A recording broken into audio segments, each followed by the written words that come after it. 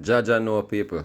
The great legendary prophet John Marcus Garvey just a get posthumously pardoned by Biden after all these years. Adalas tingin ko How are daduk them for yung people, kamota man? afas Yeah, me want to think about that, people. Marcus Garvey was a true revolutionary. More importantly, the prophet and a true leader. And them words that need to be resurrected right now in the ears of the youth so them can get some, knowledge of themselves and them people. Anyhow, to all who keep up with the SHABDON murder case, and for know so the key witness in the SHABDON murder case was charged with murder himself. So you know right now, it ruggedy. Spanish Town up on fire right now, whole heap of war going, whole Taz pen shootout. Where's right now, Spanish Town at people, saying catching area at. Anyhow, make we hear what going with this whole key witness in the SHABDON murder case thing. And then we move on. Dancehall producer Linval Thompson Jr., otherwise called ShabDon, and his co-accused Tajay Clark are set to reappear in the St. James Circuit Court on February 19.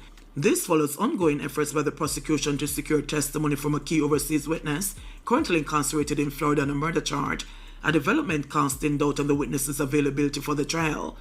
Thompson Clark appeared before presiding High Court Justice Judith Pusey on Wednesday and were remanded in custody after getting the trial date.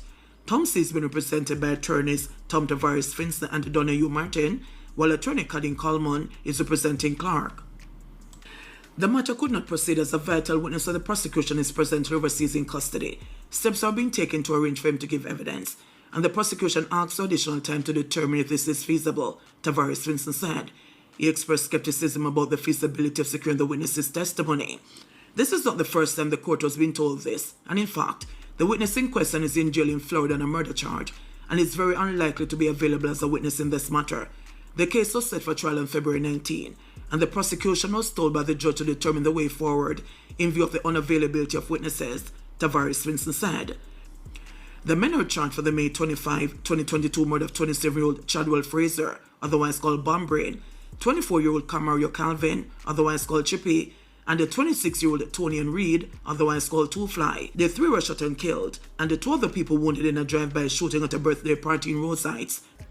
Yo, I'm convinced that I'll be upon them people. What type of madman thing I go on more time? Yo, even then and now. But teacher, I give student molli and liquor. I try to get the student frost out and junk so him can have him way with her, obviously.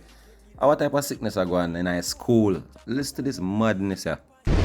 A probe has been launched into reports that two female teenage students at the Alfansas Davis High in Clarendon who were given alcohol and the drug molli allegedly by a teacher last Friday.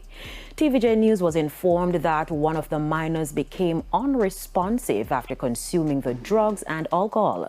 They were taken to the Percy Junior Hospital for treatment. Now, sources say the matter was reported to the police last week. But relatives and some members of the school community are dissatisfied that the police did not take action. A meeting was reportedly held yesterday involving the parents of the girls, school administrators, and the teacher involved. It is not known if any action was taken by the school. Children's advocate Diane Gordon Harrison has expressed concern. So, of course, it is with great surprise and concern at the same time that we are hearing about the allegations concerning the distribution of both alcohol and molly to students at this school in Clarendon. It's not something that is ever to be condoned, and certainly the preliminary information that we have received, speaks about how we use our positions when we're in certain institutions to influence children either for good or for bad. Of course, very preliminary, but investigations are warranted, and certainly the Office of the Children's Advocate will be exploring and probing to see exactly what went wrong or what occurred. Good Jamaica, we used to care for children. We used to look out for the youth them and watch over them. Now Jamaica start nyam them, picking them like America and the rest of that nation, dirty nation, and want nyam them children them. Sad to see. You see me every minute me hear two pitney dead, two pitney rape, two pitney this, them burn up in a fire, this, that. Negligence and carelessness of the people them toward the youths them nowadays. They don't give a damn. These old, me telling you number one, me say it over and over. Years now, me I say it, people hear me talk and I look for me like my mother, Me say elders have an issue where moving self-hate into the ways of the youth. Cause problem for the youth them because of the phone own self-hate on self. Wanna carry the bad mind, slave master mentality, whatever it is, whatever you want to call it, it's a problem. A Clarendon taxi operator involved in a fatal crash which claimed the lives of 2 students from Lennon High was remanded in court when he appeared in court on Monday. Kimore Wind has retained Tom Tavares Finson Casey to represent him at his next court date on March 25. Mr. Finson is expected to apply for bail at that time. In December last year, it's alleged Mr. Wind, who was attempting to evade members from the Transport Authority, crashed into an oncoming vehicle. This led to the death of the 2 students who were traveling in his taxi. Mr. Wind, who fled the scene, was subsequently arrested and charged for causing death by dangerous driving, driving without a road license, and having no insurance coverage. He has denied the allegation. Detectives attached to the St. Andrew North Police have now charged the 47-year-old Indru Kishore Kamlani for the murder of his landlord. He was charged on Thursday, January 16, for the death of 56-year-old Roger Evans of 3 Allardyce Road, Kingston 8. Kamlani, who is unemployed, was taken into custody on January 9 after the body of Evans was discovered in a bedroom. The Gleaner first reported last Wednesday, January 15, that a probe was launched into the stabbing and strangulation of Evans, committed allegedly by Kamlani at their place of abode on Allardyce Road in St. Andrew. It is understood that Kamlani reportedly held a yard sale with the deceased man's belongings, and that gave way to the gruesome discovery of his body inside the home. The St. Andrew North Police reported that on January 9, about 12:30 a.m., Kamlani and Evans had an argument. It is understood that Kamlani allegedly waited until his landlord retired to bed and kicked in his bedroom door. Evans was attacked and an electric iron was used to beat on his head, inflicting wounds. Reports are that he was stabbed in his face and his body had visible marks of strangulation. The police say sometime after, later the same morning, the accused went to a nearby Shortwood Road area where he advertised the deceased man's properties, including furniture for sale. It is understood that during the yard sale, where a number of persons visited and allegedly made a purchase, queries were made about any bedroom items for sale. A source said interested persons unsuspectingly visited the yard sale on invitation, and when someone gained access to the bedroom, they stumbled on the body wrapped in a sheet. They left hastily and made a report to the police. It is understood that the Grand Spend police were first notified and conducted a search of the premises where Evans's body was discovered. A court date for Kamlani is being arranged. But remember we that talk about a little worthless junk here. Now hear the key word. You know the reason why I'm sell the landlord, to kill the landlord and sell the man things? Cause I'm broke, nah no job, nah have no work, but prominent family. Prominent my rascal. You're broke and instead of you go look work and do a right thing with your life and have some ambition, you go kill the man and sell the man things or try to make a come up. Dirty junk life. Yeah man, go down a prison house man with that man. Next. I drove past my house because I didn't know it was my house. I did not know it was my house. I did not know it was my house. When she finally entered the house, it was almost empty, leaving her devastated. Even now, I cannot even cope knowing that this is my house. It is very difficult even to get houses in Jamaica, and to know that this is my house, ordered in my house. Even the grills are gone. All the grills are to make the place secure.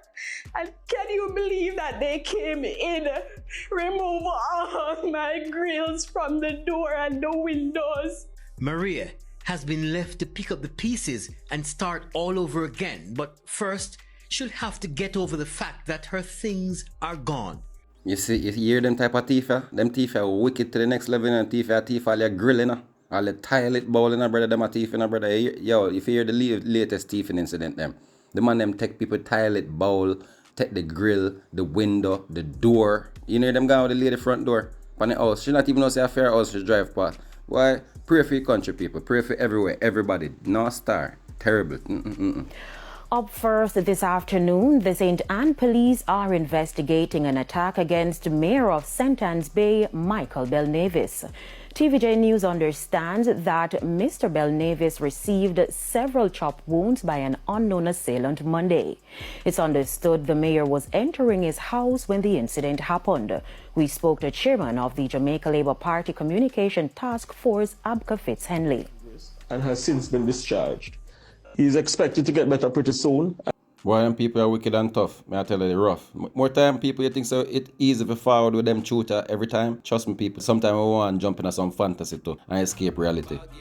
Now on your screen, it is alleged that a man was driving a vehicle and accidentally hit the car in front of him, after which the driver of the car that was hit alighted from the motor vehicle in a rage, pulled his firearm, and bacon start beat. Yeah, man. The man dirt the man simply because of a fender bender type of accident. The driver that get caught up was rushed to the Cornwall Regional Hospital in the parish of St. James. It is said, even though unconfirmed, that he lost his life. It took place right at Baywest, Sagicor, LOJ. Boy, may I tell my peeps. The thing rough. And still in the parish of St. James. The one here is to all the parents out there who support on a pickney in a wrongdoings and cover up for them. And always I make it look like on a pickney an angel with halo and white wing. I don't know well I know say as some set of all dirty kind of boy and girl wanna give birth to. Yeah, man. Now 2 days ago I covered a vlog where I showed some pictures of the infamous Raymond busted from 41 Rose Heights in a jail cell somewhere in the parish of St. James. Yeah, man, but they said that I don't have Freeport still. And his other goons, you don't know, man and man say tap knockis and clappis in a place. Man want to take a one picture with them. So on your screen, the criminal element to the left on your screen in the red marina, his father ended up lose for him 3 points yesterday in a Rose Heights. Yeah, man. Now, the criminal element presently on your screen has since been identified as Alfansas Vincent. He was charged with a knockings and clappings that resulted in the loss of life of some people, where he was a passenger in a black Voxy. That knockings and clappings took place sometime last year, where they took the life of a driver and drove away the Voxy bus in Montpelier in St. James. Now his father that lost his life yesterday has since been identified as Peter Vincent, and he lost his life simply because of the doings of his child. So you see, anytime you have a pickney, you want to grow up and want to try with them and them now listen and now hear, wash your hand clean of them and make it abundantly clear to everyone around you. Say you not in support of them dirty kind of boy or girl lifestyle. Yeah, man, it just may save your life. 13-year-old schoolgirl. She was walking towards the bus stop in Brownstown to get a taxi to go home when she was called over by 2 raper bulls. The young girl, she went to them and they pulled her behind a plaza, brandished a knife and threatened to kill her if she make any noise. They then forced her onto the roof of a building where they took turns in having their way with her against her consent. They then allowed her to leave. When the young girl reached home, she reported what took place and a report was made to the police. Parents, are you listening? In this next report, a 15-year-old Petersfield High School student, he has been arrested and charged for unauthorized possession of ammunition. His name is Tyrell Morris and he's living in the Cooleytown area of Fort William in the parish of Westmoreland. The allegation is that during a routine search at the school yesterday afternoon, Monday, January 20, about 12:30, one 9mm GFC Luger live round was found in his shirt pocket. As a result, he was arrested and charged, and he'll be going to the juvenile courts shortly. That man on your screen, his name is Ricardo Marvin Strahan, but he was popularly known as Scooby. On Sunday, January 19, Scooby, he celebrated his 40th birthday. He lived at Plantation Heights in the parish of St. James. We are told that late Saturday night, January 18, about 11 o'clock, Scooby, he warmed up and ate some ackee and saltfish that was on the fridge. He ate it with bread and went to bed almost 12 midnight with his spouse. Early Sunday morning, January 19, on Scooby's 40th birthday, about 6:30, Scooby, he was in bed with his spouse when he was seen gasping for air. Both his hands and feet, they were stretched out. Scooby, he continued for a short while until he took his last breath. The police, they were called, but by the time they arrived on the scene, about minutes to 8 o'clock, Scooby, he was DEAD. The police, they saw Scooby lying on his back in his bed with both his fists clenched. The police, they processed the scene and the leftover ackee and saltfish, it was taken in to be tested. The police, they are awaiting the result of a post-mortem examination to ascertain what could have caused Scooby's death, because we are told that Scooby, he had no known medical condition. Sad indeed. There was a serious motor vehicle accident early Sunday morning, January 19, about 7 o'clock. It took place along that road on your screen. That's the Linders Hill Main Road in the parish of Westmoreland. Our information is that a guy who celebrated his 29th birthday on Saturday, January 18, just gone, he was driving a grey Toyota Axio motor car down that hill along the Linders Hill Main Road towards Withorn. As he was negotiating that left-hand corner, the vehicle, it veered to the right and exited the road edge. There is what is left of the Toyota Axio. The Axio, it collided into a concrete culvert that was at the edge of the soft shoulder and came to a stop.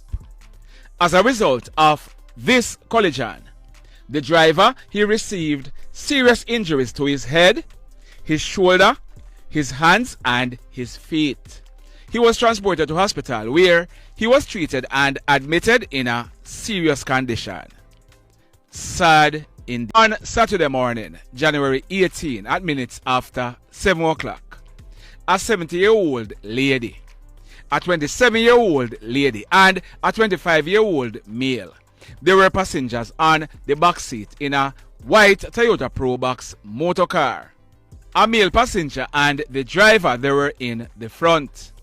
On reaching the stoplight at Independence City in Portmore, the male passenger in the front, he pulled a gun and he juked down the 3 passengers on the back seat. He then proceeded to rob them of their cash and their cell phones. The hoodlum, he then instructed the driver to beat up all 3 of them, to include the 70-year-old lady. He then instructed the driver to drive to a secluded area in the Westchester area, where he instructed them to come out of the car in the bushes. The car, it then drove away. Boy, may I tell you. Now, in this next report, last night, Monday, January 20, at minutes after 9 o'clock, a businessman in his mid-60s, he was at his business place at Beckhamville in the Claremont area of St. Anne. Also there was a man in his early 70s. Now, while they were in the business place, 3 hoodlums who were armed with guns entered. They took down the businessman and proceeded to rob him of cash amounting to about 2 million Jamaican dollars. They also robbed the man in his early 70s of his 2000 Toyota Caldina motor car plus other valuables. The 3 hoodlums, they then made good their escape in the car. A team of police officers, they were out on patrol in the area and they received intelligence about the robbery. The officers, they drove in the direction where the hoodlums went. On reaching a section of the Barrett Hall main road, the police officers, they saw the white Toyota Caldina motor car that was robbed. As they were approaching the car, the hoodlums, they jumped from the car and opened gunfire at the police. The police, they returned the fire and the hoodlums, they made good their escape on foot in the area. It is not known if any of the hoodlums were hit, but none of the police officers received any injuries. A message to the Jamaican them were either foreign. Look out your window. Executive orders that sent shockwaves across the globe with significant implications for Caribbean nations like Jamaica. Among the most striking move was the decision to withdraw the United States from the Paris Climate Agreement, a pact dedicated to combating climate change through global collaboration. The departure spells trouble for small island developing states like Jamaica, which rely on international support to build resilience against rising sea levels, hurricanes, and other climate-related disasters. The U.S., a key contributor to the Global Climate Fund, is now stepping away, leaving a potential void in resources and leadership. We simply do not have the resources to boost our own climate action initiatives, largely because obviously we are poor economies. But President Trump didn't stop there. In another controversial move, he reinstated a policy requiring asylum seekers at the southern U.S. border to remain in Mexico while awaiting immigration court hearings. This policy will be a harsh blow to many Caribbean nationals, including Jamaicans, who cross the U.S.-Mexico border in search of a better life. For many, the dream of opportunity in the United States just grew more distant, especially for homosexuals or those fleeing sexual crimes.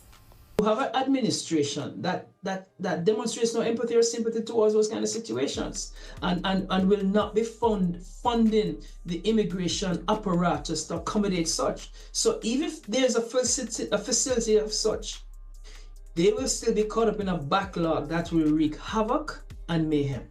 Erwin Clare, Managing Director of Caribbean Immigrant Services, acknowledges the harsh realities of the policy, but predicts it could ignite opposition from the Mexican government. Because already the Mexican government is working with the United States to thwart many people from their borders with the other Central American nations from entering Mexico in order to come into the United States. Already they're working assiduously in that area. To say to Mexico no, that keep these people there until we decide as to how we deal with them, that's going to be a very challenging situation. Another executive order that strikes close to home for many in the Caribbean diaspora is the controversial attempt to end birthright citizenship. For over a century, the 14th Amendment has guaranteed citizenship to anyone born on U.S. soil. Now, the Trump administration is seeking to revoke this right, targeting those born 30 days after the order was signed. Legal challenges are almost certain, but the implications are alarming for Jamaican families who've made the U.S. their home. As an American citizen, you are entitled to benefits as an American citizen, that obviously are more secure than the benefits that a small country like Jamaica could entitle you to.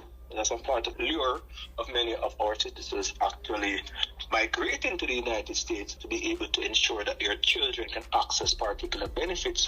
An executive order is an official directive issued by the President of the United States that manages operations within the federal government.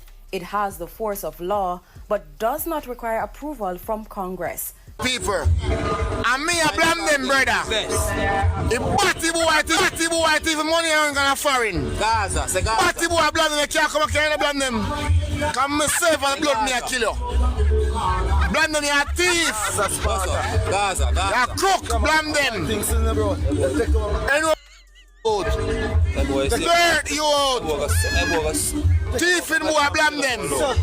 Suck your money. Lord have mercy, here goes another set of man that look fame from another man's name. Some man I probably never see blame them from him born, but he must say I blame them, brother. Oh, pussy! Hey, bring the camera, son. Bring the camera. All the young girls who want to make life with pussy, your pussy will perish with you in hell. May your pussy perish with you. May your smooth pussy, creamier pussy, and tight pussy perish. Oh, what the girl then do with Pastor one, bro? It look like you can get a serious piece of bun. John know the man say, all pussy if you go to hell. Not star about the boy to him a promoter. No, Pastor, even if the girl them cheat, we still have to screw them. St. Catherine South Police Division, the St. Catherine South Police High Command, has listed 8 Old Harbour residents as persons of interest. So when them say persons of interest, them interested for talk to you and lock you up. You wanted. Let me break it down for some of you who don't understand. So the St. Catherine South Police have listed these persons as wanted. Those being sought has since been identified as number 1, Desmond Chuku Kelly. Them call him Chuku in the streets. Him come from a section of Old Harbour known as Hellgate, right around a Nareen Lane, right there so. The next criminal element has since been identified as Lamar Myers, but more popularly known in the streets as Dopey Maker. Yeah, man. Him come from around Africa in a Old Harbour. The next criminal element has since been identified as Tuwayne Marshall, but them call him Stinger in our streets. Him come from Pointy Heights, around a Bannister in a Old Harbour. Now this picture on the screen is Tuwayne Marshall, aka Stinger. And as I can see, sometime in black, and the next time him decide, say I'm gonna look brown. So he can be either or. So if you don't see him, make the police them know which part him there. The next criminal element has since been identified as George Murray, but them call him Dunce. Him come from around a Terminal Road. You can't allow this like a dunce boy for wreak havoc in our community. Shoot him out. The next criminal element has since been identified as Romaine Thompson, otherwise called Rumstein, a known and noted and reputed Nackis and Clappis. We come from Molli Acres in a Old Harbour. The next criminal element presently on your screen identified as Kevin Bent, but them call him Kevin Square. Him come from around a East Bay Drive round there so. And this criminal element here is wanted for a slew of firearm related charges. The next criminal element who has been deemed wanted by the police has since been identified as Cornell Miller, but them call him Nyam Nyam. Boy, I tell you, them criminal elements have some rather interesting set of names. And he's from the East Bay Drive community in the Old Harbour. The next criminal element, last on the list, has since been identified as Michael Chambers, but them call him Pangy. Dangerous youth. We have a story for drop on the youth here subsequently. Now, these individuals are being urged to immediately surrender to the Old Harbour police before Officer Yeman Pick and team is deployed to come and get you. So members of the general public are also reminded that it's a criminal offense to harbor a fugitive. Investigators are encouraging people to share the information to aid in their investigations by calling the Old Harbour Police at 876-983-2204 or Crime Stop at 311, the NIB tip line at 811, or just call the regular 119 police emergency number. Now we're going to hear from the superintendent who is in charge of the St. Catherine South Police as he weighs in and states that the police will not relent in their efforts to capture these criminal elements. Listen. And I want to give reassurance to members of the general public within the Old Harbour space that we will take charge. We start the effort today and we start clearing the area within the Old Harbour space. As also, we will continue this effort and we will definitely be going at the main players within the space. Now, the next thing that we're going to talk about, my peeps, is coming out of the Garden Parish of Senton, where the Ocho Police in Senton has launched an investigation into the knockings and clappings of a man outside of a grocery shop in the White River area where the rafting went on Sunday evening. The man in question has since been identified as a 27-year-old Mason, and he's presently been treated at the Sentons Bay Regional Hospital. So reports reaching on the Spot News Media is that sometime around 6:20, he was standing beside his shop when he was attacked and conned up by an unknown assailant who escaped in a waiting motor car. He was, however, assisted to the hospital for treatment. The police have not yet established a motive for that particular gun attack. So I have for you an eyewitness account of what actually unfolded on the grounds of the White River, where rafting is offered to locals and tourists alike. So it definitely don't look good to have things like these happening at a major tourist attraction in Ocho Rios, Senton. I changed the voice of the eyewitness to protect his or her identity, as it can be a male or a female, but I changed the voice to suit so you won't detect who the person really is, to protect their identity. Now listen to what really took place for yourself.